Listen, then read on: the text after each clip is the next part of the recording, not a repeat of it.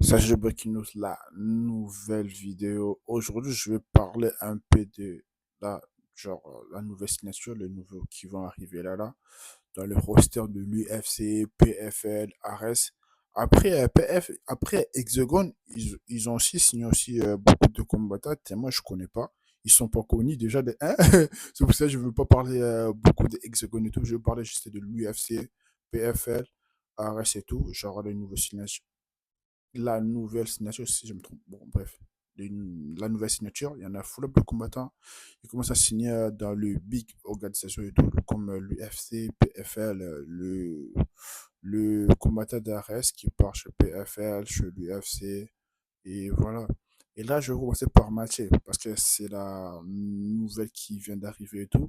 Mathieu, un boulanger, un peintre à bâtiment, arbitre chez Ibra.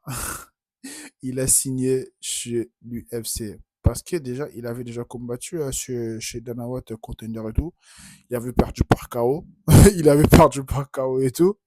Et là, bizarrement, il a gagné Ilial Boufial. Et Zarma, il a signé chez l'UFC. Après, il a fait ses épreuves. Certes, il a enchaîné plus de 7 victoires d'affilée. Après Dana White Contender, il avait perdu par KO. Il a enchaîné plus de 7 combats chez Hexagon et tout, si je ne me trompe pas. Zéro défaite. 5 ou bien 7 combats, si je ne me trompe pas.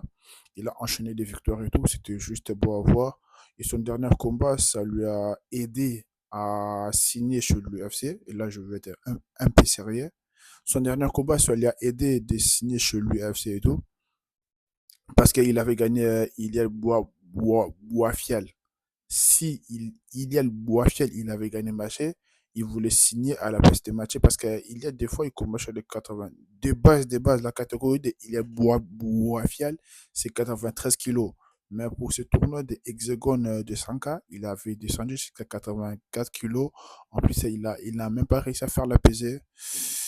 Et le jour de la conférence de presse, il était arrivé en retard parce qu'il était en train de prier. Et sur son coin, genre le jour de combat et tout, sur son coin, il y avait plus de 5 à 6 personnes et tout. Normalement, c'est 3 personnes à 4 personnes minimum. Donc, son book, ça va sauter. Sinon, c'était déjà sauté. Et en plus, il avait une blessure et tout, mais il a combattu quand même. C'est vraiment un sacré combattant, c'est vraiment un guerrier. Il a mérité carrément la ceinture. Je dis la ceinture. Il a mérité quand même la signature chez PFL. Là, je parle ça en deuxième position. Là, je parlais juste de combattants de l'UFC qui ont signé et tout. Et on a Mathieu, il vient de signer chez l'UFC. Il va combattre sur la carte de l'UFC Paris. Parce que dans le roster, il n'y en a pas beaucoup de combattants français qui vont être disponibles pour la carte de l'UFC Paris. Et on a Delphine. Il a, je ne sais pas s'il va signer ou bien elle a déjà signé, je crois. Elle a déjà signé avec l'UFC. Elle aussi, elle va être sur la carte de l'UFC Paris parce que Manon, elle va combattre bientôt. Nora, elle est blessée. Donc, on va avoir Delphine comme une fille sur la carte de l'UFC Paris.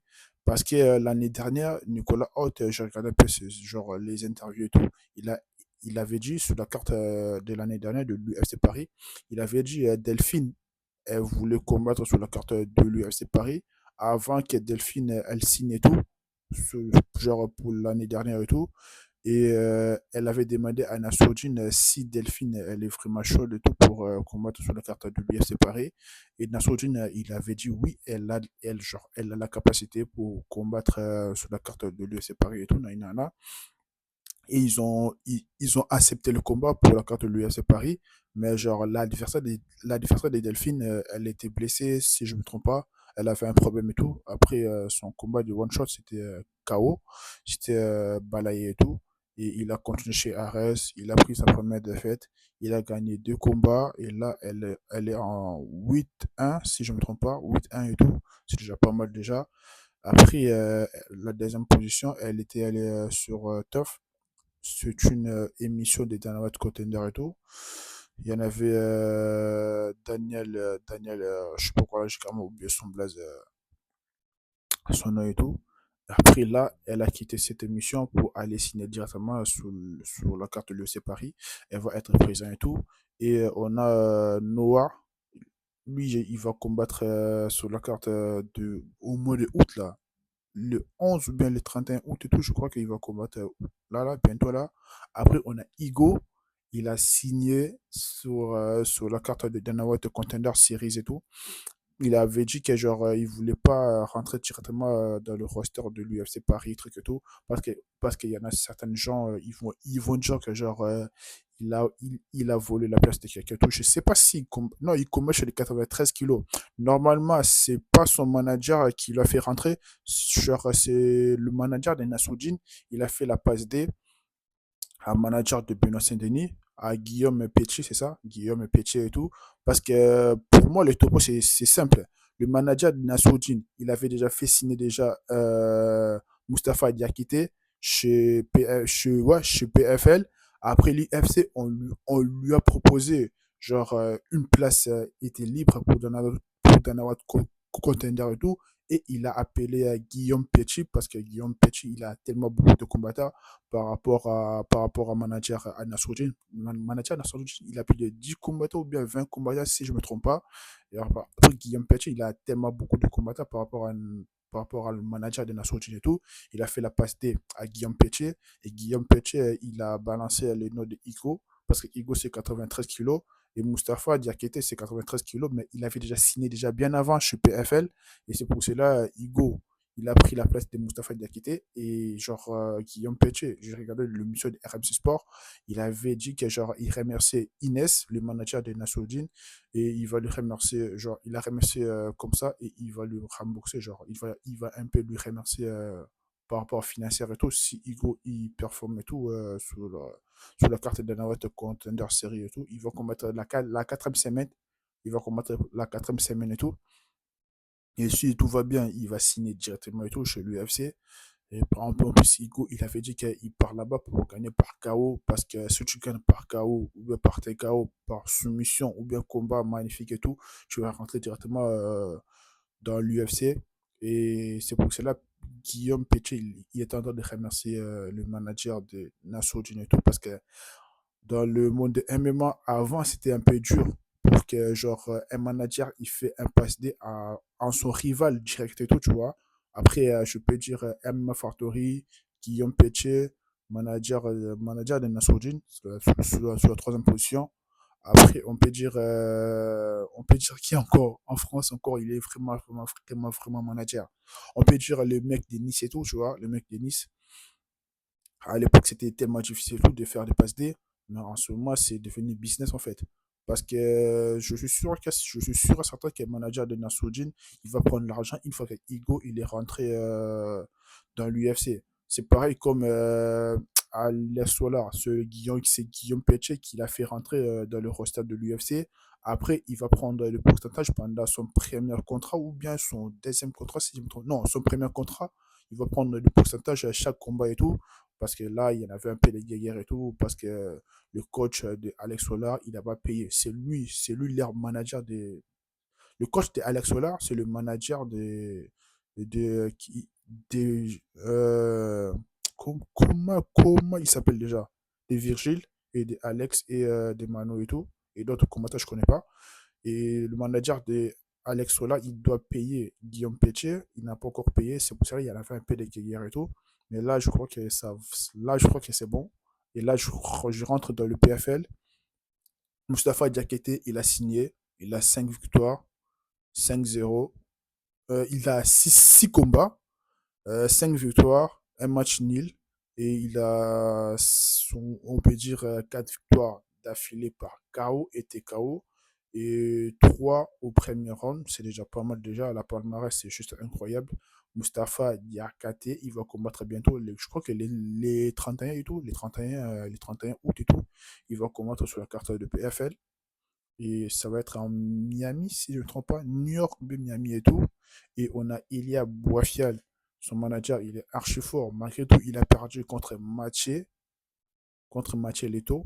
Mais il a signé chez PFL, chez les 80. Je suis sûr qu'il va commencer chez les 93 kilos. 93 kilos ou bien chez les 84 kilos. Parce que Mustafa Diakité, il combat chez les 93 kilos.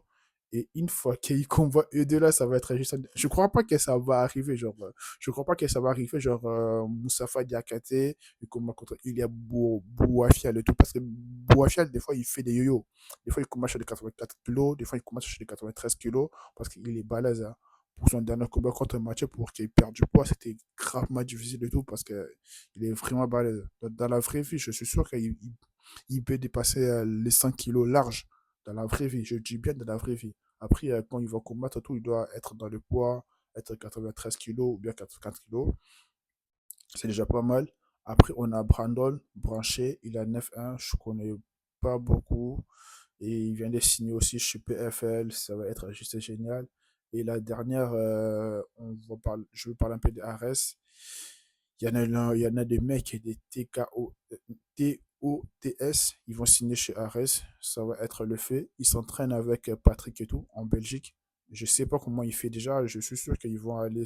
Ouais, je crois que pendant leur camp d'entraînement, pendant leur préparation pour le combat, ils vont être en Belgique pendant un mois ou bien 2 mois. Je crois qu'ils vivent en France, mais ils vont aller en Belgique pour préparer leur camp d'entraînement comme Patrick il fait, comme Boris aussi, il fait ça. Une fois qu'ils ont genre le camp d'entraînement, ils se déplacent, ils viennent ici en France, préparer avec Nassourdine, avec Benoît Saint-Denis, avec d'autres combattants et tout, tu vois, pour se préparer pour leur prochain combat et tout. Et je suis sûr que eux et aussi, ils vont faire ça. Mais leur manager, c'est Guillaume Pétier. Mais leur camp d'entraînement, leur head coach, c'est Tariq Sendoué, c'est ça. Si je ne corse pas son blaze, c'est Tariq Sendoué. Mais ils vont faire leur déplacement pour préparer leur combat et tout. Je suis sûr qu'ils vont être sur la carte du RS 43 au mois de septembre. Je suis sûr que ça va être le 25 septembre et tout. Ils vont être sur la carte de RS et tout. Je suis sûr que ça va être l'effet. Après, dans le MMA, il y en a un peu des règles. Je suis sûr qu'il y en a un, il a déjà commencé déjà à faire déjà le MMA en Suisse. Il a fait déjà ses préparations. C'est Nimo. Je crois que Nimo, il a déjà commencé déjà à combattre déjà dans le MMA avant son camarade Marvin et tout. Je crois que Nimo, il a déjà fait déjà ses débuts déjà dans le MMA. Je crois que ça va être amateur, si je ne me trompe pas, en Suisse. Mais Marvin, il n'a pas encore combattu. Il n'a pas encore fait encore le combat. Il n'a pas encore fait son premier pas dans le MMA. Il va faire ça genre chez RS et tout. C'est juste beau à voir. Malgré tout, ils vont prendre pas beaucoup d'argent comme chez Hexagon et tout, mais ils vont prendre genre les adversaires solides pour qu'un jour, si ils ont visé vraiment trop loin pour aller peut-être dans l'UFC, peut-être dans le PFL, et voilà, s'ils signent chez Hexagon, il y aura beaucoup d'argent, mais il n'y aura pas beaucoup genre les adversaires qu'il faut pour eux, mais ils viennent chez Ares, il y aura moins d'argent, déjà de un, il y aura moins d'argent, déjà de un, mais il y aura genre les adversaires un peu coriaces et tout, comme Barbosa. Il prend que des adversaires, que des mecs qui sont coriaces en boxe anglaise et tout, parce que son prochain adversaire, c'est vraiment un striker pur.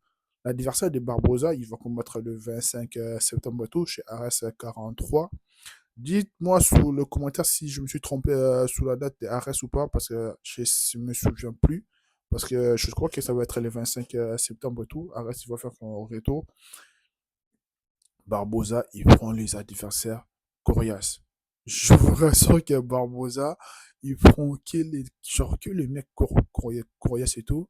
Pour son premier combat, il avait dit, il va appeler son manager Guillaume Petit et tout. Il va lui dire que après, si il était chez Hexagon et tout, il voulait prendre des mécaniciens, des boulangers, des pâtissiers, des plombiers qui viennent du Brésil et tout, juste pour prendre leur chèque et tout.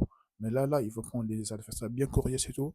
Et on va voir son niveau sol, comment il a gravement développé ou pas. Parce que je vais regarder ces vidéos-là, j'ai grandement kiffé.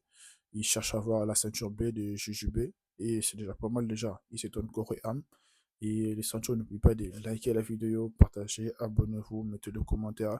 Dites-moi si vous kiffez ce format et tout, si je peux le faire encore de plus en plus et tout. Parce que moi, ça m'a gravement genre, permis de me développer. Je commence je commence un peu à écrire et tout, parce que dans les commentaires, j'avais vu que genre, ils commencent à me reprocher et tout, genre, je n'écris pas sur mes vidéos, parce que je faisais des vidéos juste de breaking news et tout, j'écrivais pas, mais là, cette vidéo, j'ai bien écrit, genre, j'ai bien préparé, j'ai la feuille et tout, en fait, si je pouvais vous montrer, j'ai la feuille, j'ai tout préparé, je sais pas si vous voyez très bien, bon, bref, j'ai tout préparé, et on va progresser ensemble, Sancho. Merci pour 990 abonnés. Ça reste 10 abonnés pour faire 600 abonnés. Ça me fait gravement plaisir de vous annoncer cette nouvelle et tout. Ça me fait gravement plaisir de partager un peu des vidéos avec vous, des breaking news, des analyses, des pronostics et tout. Et on s'attrape vendredi, si je ne me trompe pas, samedi ou bien vendredi pour faire analyse et pronostics de Benoît Saint-Denis et McGregor. Ça va être juste incroyable, Sancho. On s'attrape